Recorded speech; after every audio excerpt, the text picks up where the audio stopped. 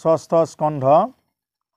অজামিলৰ জীৱৰ অধিকাৰ লৈ বিষ্ণুদূত আৰু যমদূতৰ মাজত উখনা উখনি ভৈলায়াখি বিপ্ৰৰ মৰণ নিহিত তিনি গোটা যমদূতম অয়াগে উপস্থিত এৰাম ভয়ংকৰ দেহা যেন অয়াংগাৰাৰ পুঞ্জ ৰংগা দুই চকুক ফুৰাৱে যে গুঞ্জ এৰাম যেন পুৰা হিলি হবে ভয়ংকৰ বাহু খেদি আখি আছে যেন তিনি গোটা ৰাহু এৰাম এক হাতে ডাংক আউৰ হাতে পাখজৰি শৰীৰৰ লোম আছে স্বভাৱে হি হৰি কৃষ্ণ জয় জয়তে আমাৰ গৌতম ৰাভাৰ বাসগৃহত উপস্থিত থকা আমাৰ বাপ বান্ধৱ আই মাতৃ সমস্ত জনলৈ আমি ভক্তি ভৰা সেৱা নিবেদন কৰিছোঁ আৰু এতিয়া আমাৰ অজামিলৰ কাহিনীখিনি লৈ আহিলোঁ ভৈলায়াখি বিপ্ৰৰ মৰণ সন্নিহিত এনেদৰে যাওঁতে যাওঁতে অজামিলৰ বয়সটো ইয়াৰ আগত কৈছে যে ৮৮ বছৰ অজামিলৰ তেনেকুৱাকৈ হৈ গ'ল যে সেই ৮৮ বছৰ কি কৰিলে অজামিলে কেৱল কিবা বেয়া বেয়া কামবিলাক কৰি বেয়া সংগৰ লগত সংগতি ৰাখি তেনেকুৱাকৈ অজামিলে মানে সময়খিনি পাৰ কৰিলে আয়ুসখিনি পাৰ কৰিলে তাৰপিছতে ভয়ংকৰ দেহা যেন আংগাৰাৰ পুঞ্জ ৰংগা দুই চকুক ফুৰাৱা যেন গুঞ্জ আৰু সেই সময়খিনিত বিপ্ৰৰ তাৰমানে কি হৈ গ'ল মৰণৰ সময় চাপিল আৰু মৰণৰ সময় চপাৰ লগে লগে তিনি গোটা যমদূত আগে উপস্থিত বুলি কৈছে তিনিটা যমদূত আহি পেলাই কি কৰিছে যে অজামিলৰ আগত উপস্থিত হৈছে তিনিটা ভয়ংকৰ যমদূত যে ভয়ংকৰ দেহা যেন আংগাৰাৰ পুঞ্জ এই অজামিলৰ যি নেকি দেহাটো মানে যেতিয়া মৰিব ওলাইছে তেতিয়া তেওঁ দেখা পাইছে যে সেই যমদূত তিনিগৰাকী তেওঁৰ ওচৰত আহি আছে আৰু চকু দুটা ইমান ৰঙা যে চকুক ফুৰাৱে যেন মানে গুঞ্জ ৰংগা দুই চকু ইমান লাল তেনেকুৱাকৈ চকু ফুৰাই ফুৰাই অজামিলৰ ফালে চাইছে যেন পুৰা শিলি হবে ভয়ংকৰ বাহু খেদি আখি আছে যেন তিনি গোটা ৰাহু যেন তিনিটা ৰাহু একেলগে আহি পেলাই মানে তেওঁক খাব ধৰিছে এনেকুৱা ৰাহুৱে যে মানে সূৰ্য গ্ৰহণ কৰাই দিয়ে ঠিক তেনেকুৱা যে এই অজামিলক যেন একদম মানে খাই পেলাই শেষ কৰি সেই সময়খিনিতে তেনেকুৱাকৈ অজামিলে দেখা পাইছে এৰাম এক হাতে ডাংক আউৰম হাতে পাখজৰি শৰীৰৰ লোম আছে স্বভাৱে হি হৰি গতিকে সেই যমদূত দুটাৰ কি আছে যে ডাং লৈ আহিছে ডাঙৰ ডাঙৰ ডাং লৈ আহিছে আৰু এখন হাতত কি আছে এই জৰি যি নেকি এই দুটটো বান্ধি নিব লাগিব এই অজামিলক বান্ধি নিব লাগিব পাপ শৰীৰটো গতিকে সেনেকুৱাকৈ এই বান্ধা জৰিডালত সিহঁতে লগত লৈ আহিছে এৰাম বিকট পিংকত কেশম কুবেশ সৰ্বাংগ ভেংগুৰা ভেংগুৰি ভৰি থুলন্তৰ জাংগ প্ৰচণ্ড বতাহ যেন নাকৰ উশাহ ওলমিল পেট যেন বৰ মৌবাস মানে ইমান বিকট পিংগত কেশ কুবে সৰ্বাংগ গোটেই সৰ্বাংগ শৰীৰ কি আছে মানে চুলিৰে ঢাক খাই আছে ইমান বিকট মানে দেখিবলৈ বেয়া সিহঁতৰ চুলিবিলাক তেনেকুৱাকৈ জটা বান্ধি বান্ধি থকা চুলিবিলাক সিহঁতৰ সেই যমদূত তিনিটাৰ গাত মানে পাক খাই আছে ভেংগুৰা ভেংগুৰি কৰি থুলন্তৰ জাংগ মানে একদম সিহঁতৰ জংঘা যি নেকি মানে এই চুলিবিলাক আছে এইবিলাক মানে একৰা বেকৰা প্ৰচণ্ড বতাহ যেন নাকৰ উশাহ যে নাকৰ এটা উশাহ পৰিলে যেন প্ৰচণ্ড বতাহত উৰুৱাই নিব এনেকুৱা লাগে ইমান জোৰত উশাহ লয় ওলমিল পেট যেন বৰমৌ বাস আৰু পেটটো একে বৰমৌৰ নিচিনা মানে অকণমান ওলাই গৈছে আৰু এই হেৰিৰ এই অসুৰকেইটাৰ যমদূতকেইটাৰ এৰাম ব্ৰকাকাৰ মুখ মহাম ও বিকৃত কুৰূপ ও নাক দন্ত দুগুটা হৈ মকে অন্ধ কূপ এৰাম উচ্চল দখনে আছে অধৰ কামুৰে ও দেখি আদি জৰ যেন ও ধাতু গল উৰি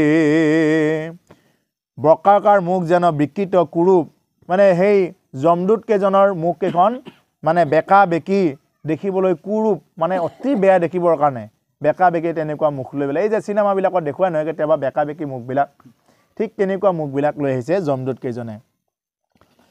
নাকদন্ত দুগুটা সন্মুখে অন্ধকূপ যেন অন্ধকূপহে নাকৰ যিকেইটা মানে এই ফুট দুটা নাকৰ ফুট দুটা যেন এটা অন্ধ গুহাহে ঠিক তেনেকুৱা দেখা পায় দেখিয়া দিজৰ যেন ধাতু উৰি গ'ল আৰু সেইজন দিছ যেনেকৈ অজামিল পাপী সেই পাপী অজামিলে তেতিয়া সেইবিলাক দেখা পাই পেলাই একদম মানে ধাতু উৰি গৈছে তেতিয়া আৰু মানে চক খাই উঠিছে ও মুকনিবে আইল ইটো ও তিনি যমদূত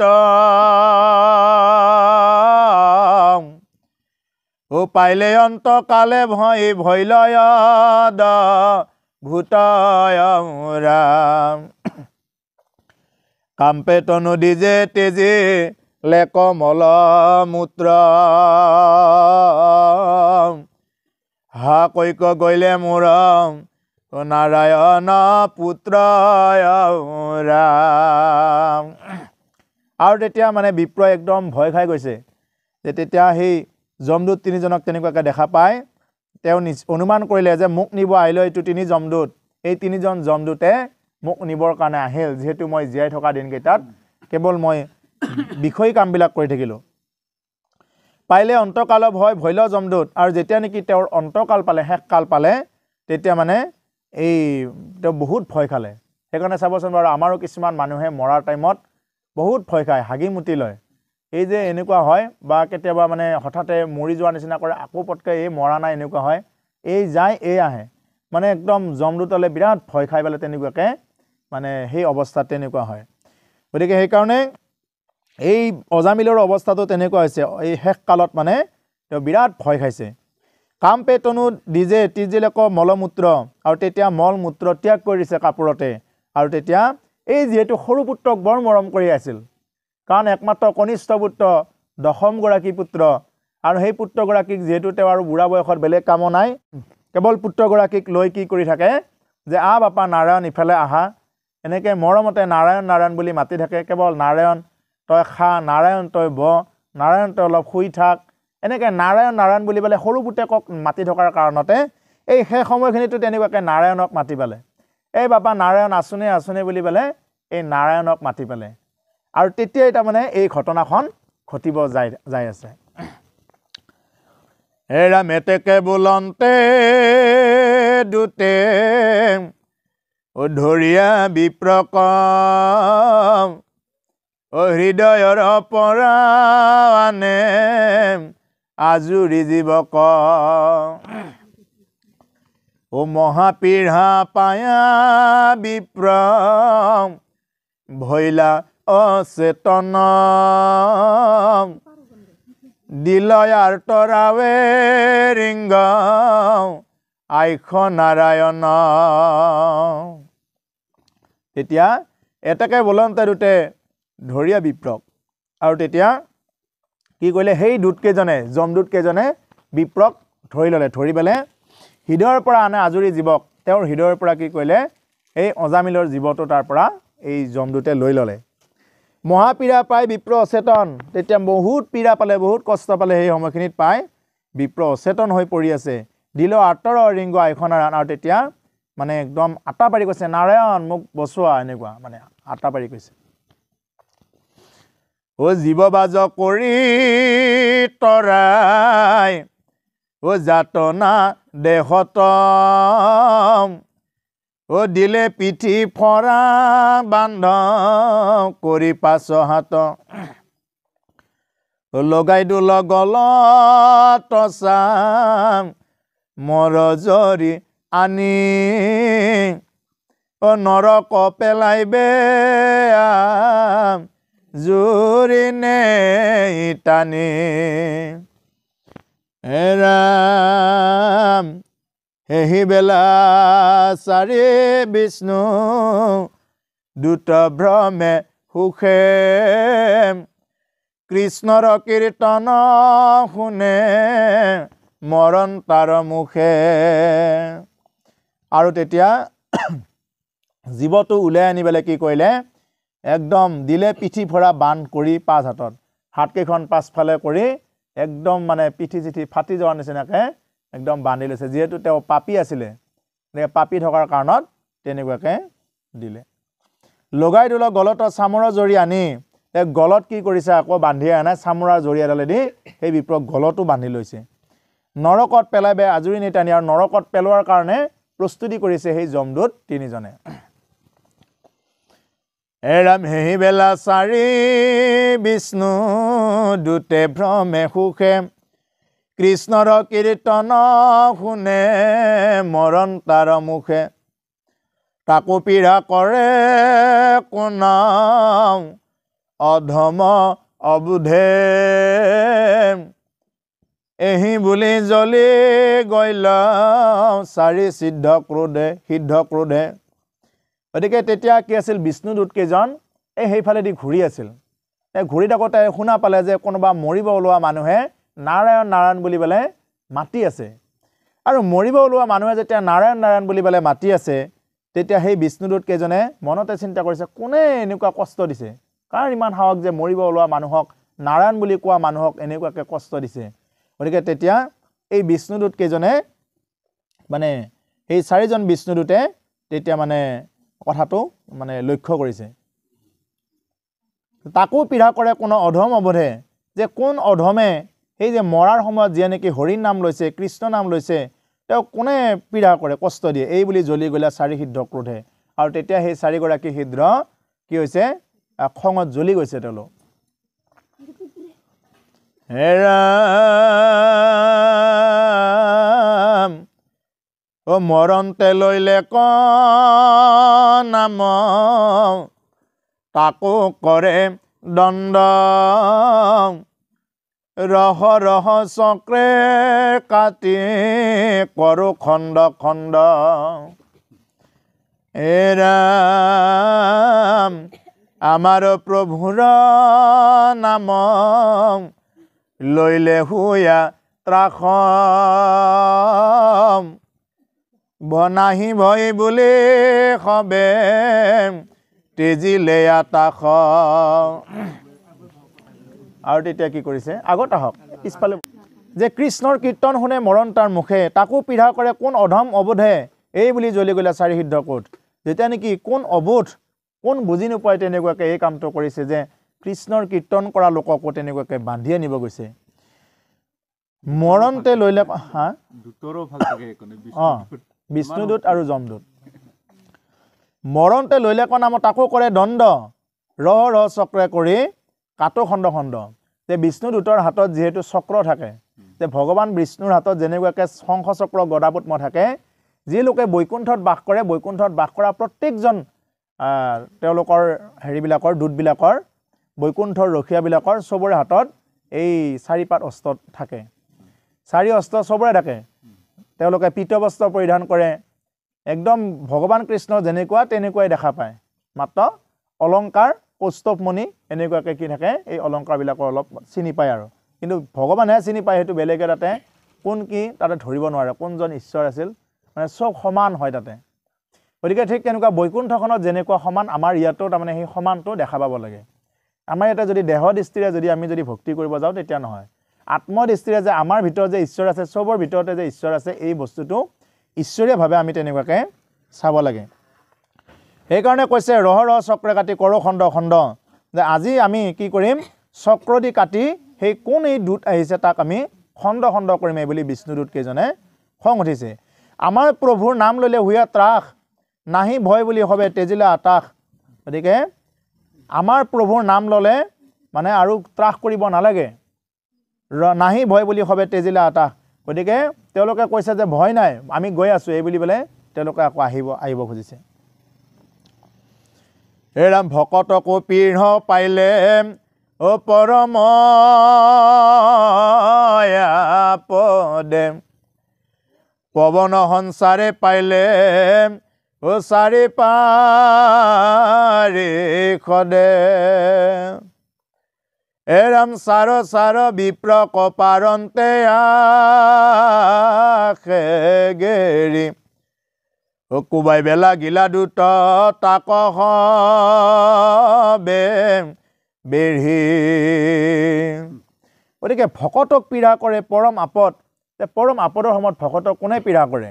যে নেকি হৰিৰ ভকত যে নেকি মৃত্যুৰ সময়ত যে নেকি কৃষ্ণ নাম ৰাম নাম নাৰায়ণ নাম ল'ব পাৰে যে সেই মানুহক যমদূতেও একো কৰিব নোৱাৰে ইয়াৰ আগত কিন্তু আমাক এই ষষ্ঠ স্কন্ধৰ আৰম্ভণিতে আমাক এই যমদূতৰ যিবিলাক নেকি এই যিমানবিলাক তাতে হেৰি আছে কুণ্ডবিলাক আছে যমৰ কুণ্ডবিলাক যাতনা দিয়া এই সিমানবিলাক যমৰ মানে ঠাইবিলাকৰ কথা পৰিচয় দি গৈছে বোলে অমুকটো পাপ কৰিলে এইখন যমপুৰি পাবা সিখন কৰিলে সিটো পাবা এনেকুৱাকৈ যি যি যাতনা পাব যম যাতনা গোটেইবিলাকৰ কথা আমাক বৰ্ণনা কৰি গৈছে কিন্তু শেষত আমাক এতিয়া এই কথাখিনি কৈ যাব ওলাইছে যে নামৰ কিমান মহিমা এতিয়া এই যে ভকতক পীড়া পাইলে পৰম আপদে যে পৰম আপদত ভকতক পীড়া কৰিবৰ কাৰণে সেইজন কোন পৱন সংসাৰে পাইলে চাৰি পাৰিষদে পৱন মানে একদম বায়ু বেগত কি কৰিলে এই চাৰি সিদ্ধই আহি পেলাই এই য'ত নেকি অজামিল মৰিব ওলাইছে এই যি বান্ধিয়ে থৈছে সেই ঠাইখিনি পালে আহি এৰম চাৰ চাৰ বিপ্ৰ কপাৰন্তে আখে গেৰি ও কোবাই বেলা গিলা দুট ও তাক বে বেঢ়ি এৰি দে বুলি পেলে তেওঁলোকে তাৰ পৰাই মানে আঁতৰৰ পৰাই কৈ আহিছে এৰি দে বুলি পেলে তাৰ পৰাই আটা পাৰি আহিছে এইটো ভুল হৈছে তোমালোকৰ এৰি দিব লাগে বুলি পেলে হেৰাম চাপৰ চুলাৰে ঘৰা কাটিৰ প্ৰহাৰম সৱৰৰ চুতে গাল ভৈল দিভিন্দাকাৰ হেৰাম কোপে কিল মুকুতি লাঠিৰ দিলা চুত গদাৰ কোবত পিঠি ভৈল গোটা গোট মানে কি কইলে চাপৰ চুলাৰি ঘৰা কাটি প্ৰহাৰ সৱৰৰ চুতে গাল ভৈল ভিন্দাকাৰ মানে এনেকুৱা চৰ মাৰি দিছে আহি বিষ্ণুদূত কেইজনে যমদূতক একদম চৰ মাৰি দিওঁতে সিহঁতে মানে একদম কিবা কিবি দেখা পাই গৈছে বেহাৰ ফুল দেখা পাই গৈছে কোপে কিলো মুকুটি লাঠিৰো দিলা চুত এনেকৈ লাঠি দি এনেকুৱা কোবাইছে যে গদাৰ কোবত পিঠি ভৈল গোটা গোট আৰু গদা দিও কোবাইছে লাঠি দি কোবাই আখাৰ নাই কোনোবা এটাই গদা দিও কোবাইছে এই চাৰিজন বিষ্ণুদূতে এনেকুৱাকৈ আগুৰি লৈ তিনিজন যমদূতক ঠিকছে একফালৰ পৰা পিটন দিছে যে ভকতক নিবৰ পৰা অধিকাৰ তোমালোকে ক'ত পাইছা কোনে দিছে তোমালোকক এই অধিকাৰটো সেই বুলি পেলাই ঠিকছে কোবাইছে অনেক কাতৰ কৰে দুতে গেৰে পাৰে কৌতুকে হাসন্ত তাকম ও দেখি সিদ্ধ চাৰে হেৰাম নমাৰি এৰিলা প্ৰাণে ও ভয় দেখাই বৰম হাতৰ এৰায়া তিনি ও দুতে দিল লৰ আৰু তেতিয়া মানে গদা দি অনেক কোবাইছে তাৰপিছত কোবোৱাৰ পিছত অনেক কাটৰ দুটে গেৰি পাৰি যে অনেক কাটৰ কৰিছে যে তেওঁলোকে নম্ৰ হৈ পেলাই কাটৰ কৰিছে কৌতুকে হাসন্ত তাকো দেখি সিদ্ধ চাৰি আৰু তেতিয়া চাৰি সিদ্ধই হাঁহি মাৰিছে নমাৰি এৰিলা প্ৰাণে ভয় দেখাই বৰ বিৰাট ভয় দেখুৱাইছে প্ৰাণ শেষ কৰি পেলাই মাৰা নাই হাতৰ এৰাই তিনি দুটে দিলৰ আৰু তেতিয়া তিনিজন দুটে মানে আঁতৰলৈ লৰ মাৰিছে যেতিয়া নেকি বিষ্ণুদূতে কোবাব ধৰিছে ও মাৰণৰ ত্ৰাসে ঘোৰম ও যমৰ কিংকৰম ব্ৰাহ্মণক এৰি ভৈলম ও তেখনে অন্তৰ এৰাম পলাই গইলা কত দূৰম পাছক চাহান্তে ও মাটিতে পৰিয়া পাছে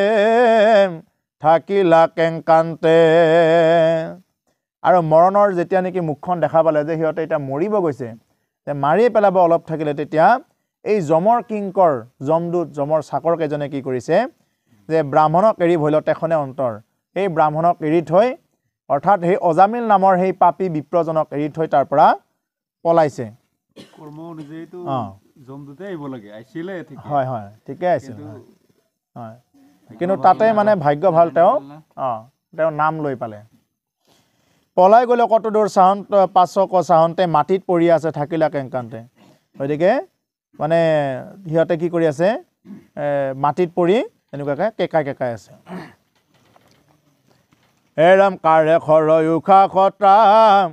অখতেনি বদম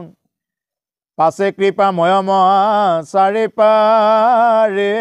সদম এৰাম দেখায়া বিপ্ৰকনিজম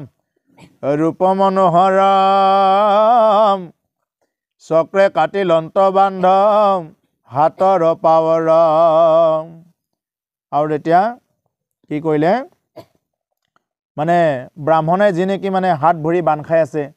মানে এই যমদূত কেজনে বান্ধি থৈ দিছিল মাটিত পৰি আছিল আৰু সেই মাটিত পৰি থকা হেৰিৰ ব্ৰাহ্মণৰ কি কৰিলে এই চক্ৰ দি বিষ্ণুদূত কেজনে মানে সেই বান্ধবিলাক কাটি দিলে মাটিত পৰিয়া পাছে থাকিলা কেংকান্তে মাটিত পৰি কি কৰি আছে কেকাই আছে কাৰে খৰ উখা ত্ৰাসতে নিখবত পাছে কৃপাময় চাৰি মহাপাৰিষদ মানে তেতিয়া নেকি খৰ উখা লৈ আছে তেতিয়া এই কি কৰিলে চাৰি পাৰিষদে চক্ৰ ধৰি কি কৰিলে তেওঁৰ এই যি নেকি বান আছিল সেইবিলাক কাটিলে আৰু তেতিয়া দেখায়া বিপ্ৰক নিজ মনোহৰ আৰু তেতিয়া কি কৰিছে অজামিলক এই মনোহৰ ৰূপটো তেওঁলোকে দেখুৱাইছে যি নেকি চাৰি সিদ্ধই যে তেওঁলোকে মনোহৰ ৰূপ শংখ চক্ৰ গদাপদ্ম লোৱা সেই ৰূপটো দেখুৱাই দিলে আৰু সেই ৰূপটো দেখাৰ লগে লগে অজামিলৰ কি হৈ গ'ল গোটেইবিলাক পাপ তেওঁৰ খণ্ডন হৈ গ'ল এৰাম যমৰ দূতৰ হাতম এৰায় জামিল ও পুনৰূপী হেই হৰি ৰতে প্ৰৱেশিল আৰু যেতিয়া নেকি সেই হাত এৰাই দিলে বোলে মানে তুমি বহুত কষ্ট খাই আছা এই বুলি বোলে এই হাত এৰাই দিলে দিয়াৰ পিছত আকৌ পুনৰ সেই যিটো শৰীৰ নেকি মৰা বুলি পেলাই এতিয়া ওলাইছিল আগত সেই শৰীৰটোতে পুনৰ অজামিল গৈ আকৌ পুনৰ আত্মাটো তাতে স্থিতি হৈ গ'ল গতিকে ইমানতে এটা চেক পৰিছে এতিয়া আকৌ নতুন চেক এটা আৰম্ভ